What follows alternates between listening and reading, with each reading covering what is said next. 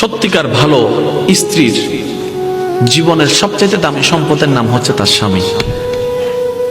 মাকে, বাবাকে, পরিবারকে সবকিছু ছেড়ে ওই স্বামী নামক শব্দটাকে খুশি করার জন্য সবকিছু ছেড়ে অচেনা এক পরিবারের মধ্যে চলে আসে। সুবহানাল্লাহ।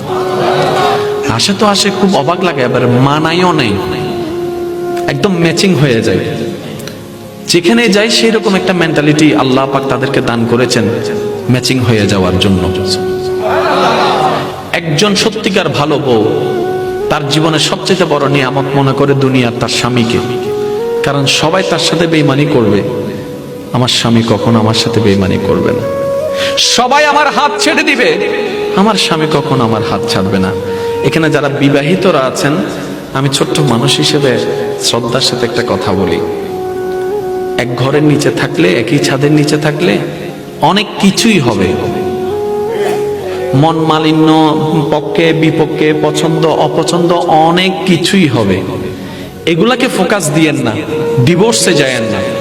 কারণ ডিভোর্স করে যেখানে যাবেন সেখানে যে মহাসুখ পাবেন এরকম কোনো গ্যারান্টি নাই।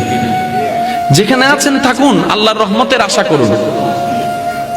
ডিভোর্স কখনো সমাধান হতে পারে না। স্বামীর কাজ হচ্ছে স্ত্রীদেরকে মায়া প্রদর্শন করা, মহাব্বত প্রদর্শন করা, কেয়ারিং পছন্দ করা, কেয়ারিং প্রদর্শন করা। আর স্ত্রীদের কাজ হচ্ছে স্বামীদেরকে ভক্তি করা, শ্রদ্ধা করা, সম্মান করা। দুইজনের পক্ষ থেকে যখন এই ইসলামের নিয়ম দুইটা চলে আসবে, অশান্তির সংসার অশান্তির হয়ে যাবে। সুবহানাল্লাহ।